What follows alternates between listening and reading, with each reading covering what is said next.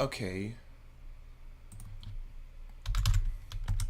Do I need to do something on my end? YouTube Studio. Oh, is it good? Okay. All right, well, there might be a couple dashboards shown, but that's okay. All right, let's get started. So, hello everyone, and welcome to our learning session on validating your API documentation. This is a follow-up to a previous session that I did on strategies for documenting your API. And at the end of that session, Chip asked a good question and said, how do you validate your API documentation? And I said, that's a really good question. So I figured, why not make a presentation on that? Today we're going to be going over validating of the three types of API documentation strategies that I discussed: your sample apps, your references, and your how-to guides. And we're going to briefly talk about, some ways you can use CICD for this validation. And then we're going to conclude with a couple of examples of how Deephaven is implementing these strategies. Before we get started, I just want to recap the previous section that I did on API documentation.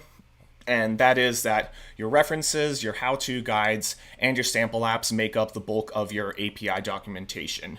If you're working on documentation for your API, chances are you're going to be producing content that relates to at least one of these three items.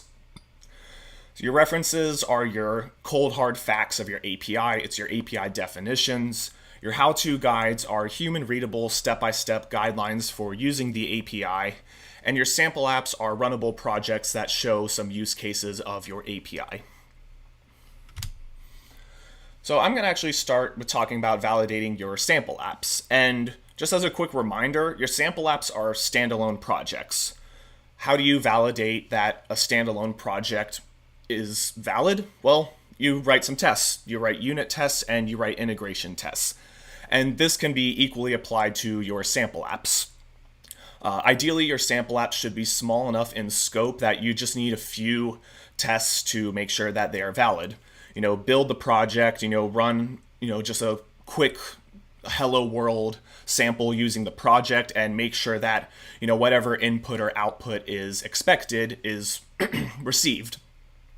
I find that integration tests are the simplest things to write for your sample apps. Like I said, just a simple launch the app.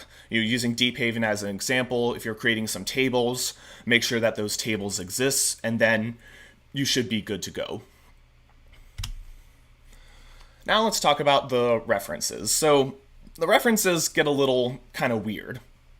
In theory, you shouldn't need to do any sort of validation on your references, and that's because your references should come directly from your code. So for example, if you're working on a Python library and you have a function that's my_API_method that takes two parameters, arg1 and arg2, at the end of the day, you should have some sort of automated process that produces, a documentation page, your reference docs that says, hey, here's this method, my_API method with these arguments. However, in practice, this is not really sufficient. If I ever look at a reference document and all I just see is a function and the arguments that it takes, I'm going to be pretty disappointed. I'm not really going to know what this function is used for. I'm not going to know what these arguments are supposed to be. And this is even worse for a dynamically typed language like Python because, you don't get something like, this parameter has to be an integer, this parameter has to be a string, like you would in a language like Java. So the way you improve this and get actually better reference docs is that within your code you should have doc strings for your API methods. Here on screen you have a very simple example of what a Python doc string might look like. Brief description of the method, description of the arguments and their types, and then what's the return of this method. And to keep these up to date, you want to treat these doc strings as part of your code review process. You want to treat it just like you would your code.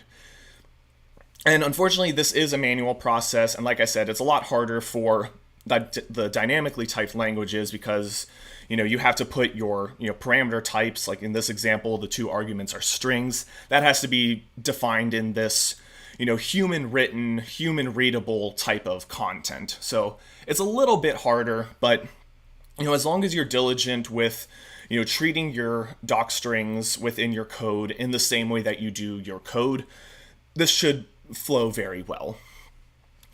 And, I'm going to spoil a later part of the presentation, but if you're making updates to your code, chances are you are also going to be making some updates to your docstring as well. Now, it's not all the time, of course, because if you're doing changes on the back end, if you're doing some optimization to improve performance, you're not going to really need to change the docstring. You don't need to put in there, hey, we improved performance. I mean, it's cool to, brag about that, but it's not necessary for your reference.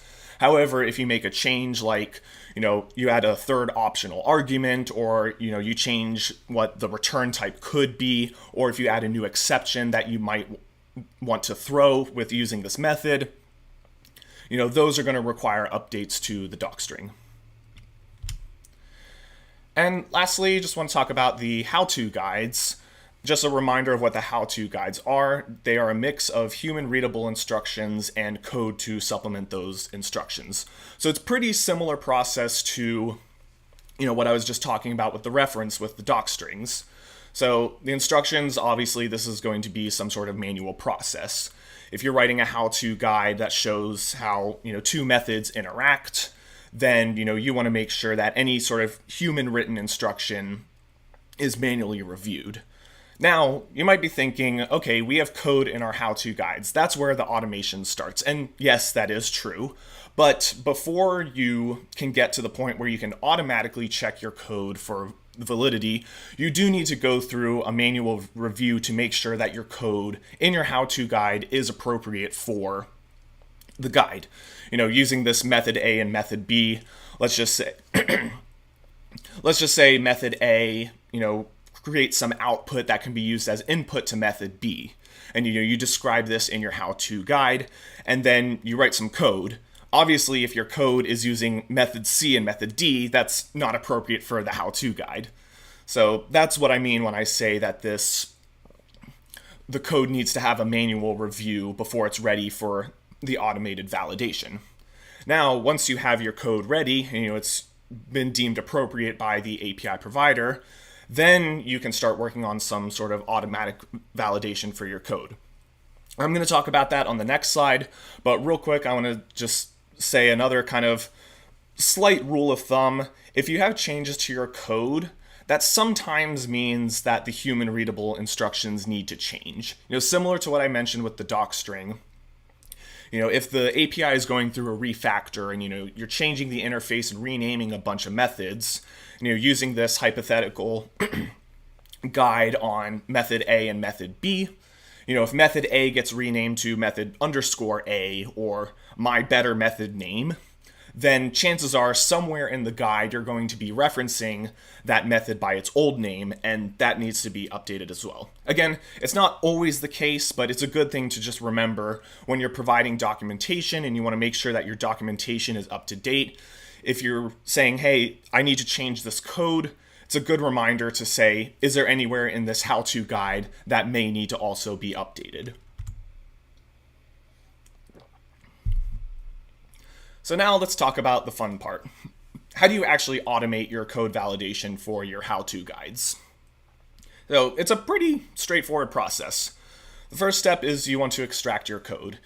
Chances are you have some sort of objective definition of what your code is for your how-to guides. Here at Deephaven, we use Markdown, and so we have the Markdown ticks, triple backtick followed by Python or Groovy.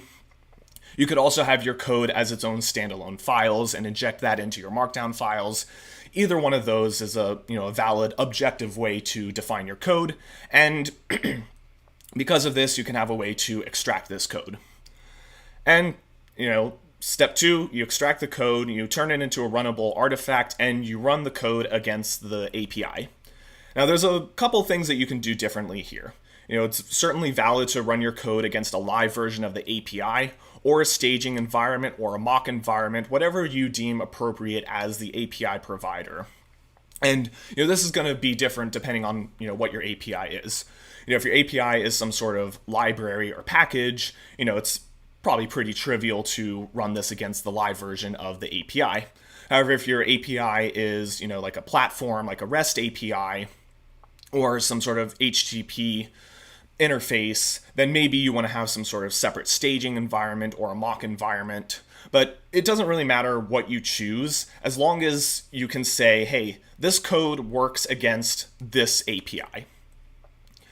And if you're working with an API that requires some sort of authentication, then, of course you should be storing your credentials secretly. You don't want to be having your credentials on your doc site. So step 3, so you've ran the code, and you want to make sure that the code runs without failure. I mean, that's kind of an obvious, the code compiles, therefore it's right. Obviously, it's not always the case, but if the code doesn't run properly, then you have something wrong. Then step 4, if it's possible, you can also do some unit testing on the variables that you have in your code. This isn't always the case depending on the API that you're working with. As an example, with Deephaven, we have a method that returns a datetime object representing the current datetime. And, trying to write a unit test for that within your doc site, that's going to be a little bit of a challenge. Obviously, the most consistent thing to do would be to set the system time, then call this method, and then validate that it returns the value you're expecting. But it's a little bit hacky to do that for your documentation. But again, as the API provider, if you deem that some sort of unit test for the variables in your code and the return of the API or some value that's being set, if you deem that to be appropriate and you can implement it, then there's nothing wrong with doing that.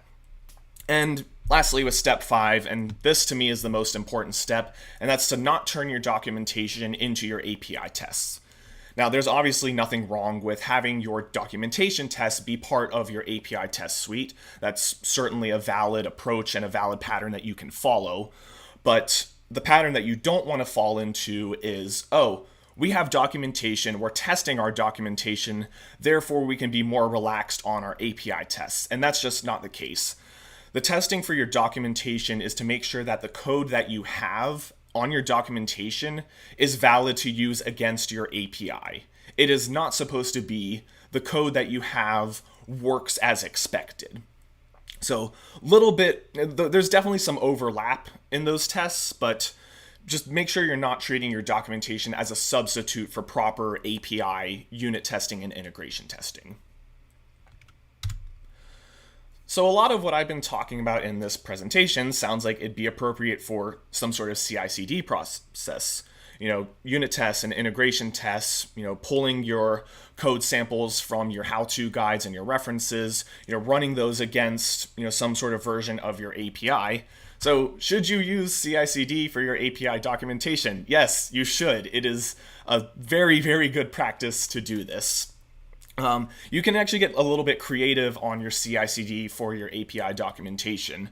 The most obvious example that you might be thinking is, on pull requests for our doc site, we're changing our documentation or our sample apps or whatever, do some sort of validation and some check, and that's good. You should be doing that, but you can get a little bit more creative. You can work with some sort of like nightly or weekly builds, so that way, if a change goes through on the API that you may not have been expecting, you can get a notice for this and say, hey, this piece of documentation failed on the latest version of the API. And you can even go one step further and, do your testing for your API documentation on staging and future releases. This is something that we do at Deephaven. We have what we call our Edge version of Deephaven Core, and we test our docs against that version every night to see, hey, is there any changes that went through that might require some updating to our documentation? So that concludes the bulk of this presentation. I want to wrap up with just a few examples of what Deephaven does following some of these strategies. The first thing that we do is we have a repo for our doc site. We treat our documentation the same way that we treat our code. We have pull request build requirements for it. We do code reviews and and so on. And we use Git, we use version control. We treat our documentation in the same way that we do our code, and that's a good practice to be using. Not only does this open up the door for automation and CICD on your doc site, but it also just reinforces good software engineering practices for your documentation. The second thing I want to talk about is our snapshots tool. So this is a tool that one of our developers has been working on, and basically what it does is it takes all of the code within our markdown files and runs it through this process and generates output for the doc site. So I'm actually going to show this real quick just because I think it's so cool. So if we go to our docs, just go to a very simple example, just creating a new table. Here we have some Python code that creates a new table, and right underneath it we have our output table. Then this is what the snapshot tool does. So obviously one thing the snapshot tool does is that it runs the code, so we can use it for validating our code. And we use this tool for pull requests. Anytime that some code changes, we guarantee with our check and make sure, hey, we have code that is valid. We've ran the snapshot tool against it, and we also use it for the nightly checks that I described before that point to the edge version of Deephaven core. And the last thing I want to talk about is the table assertion action. This is a little GitHub action that I worked on a while back, and it's very simple. All it does is within a GitHub Actions workflow, you define some tables that you want to just assert that they exist, and it checks that those tables exist within the current build of the project, and if those tables don't exist, it fails the build. So you can see right here, here's the workflow for build, schedule every day on pull requests and pushes. And it's really straightforward. All it does is launches the app, runs some setup scripts, and then just asserts that some table exists. So you can see right here, I have this podcast feeds table. And if I go into my code, you can see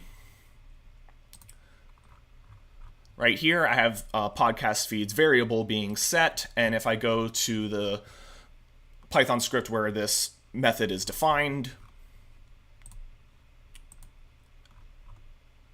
you can see that this method, so here's the method, and scroll down, I can see that it returns a table.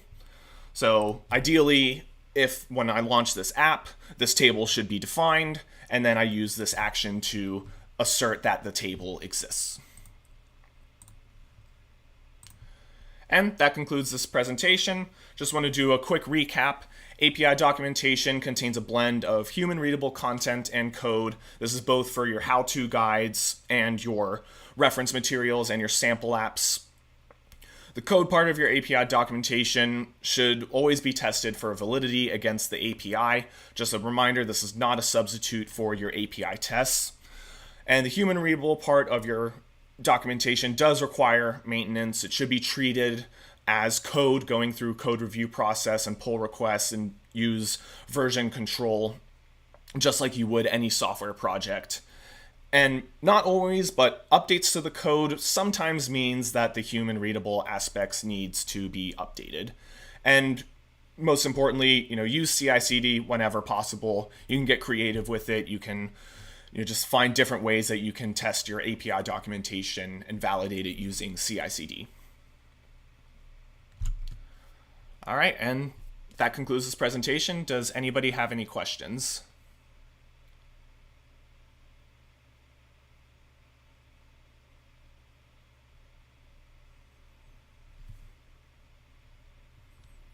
All right, awesome. Thank you all.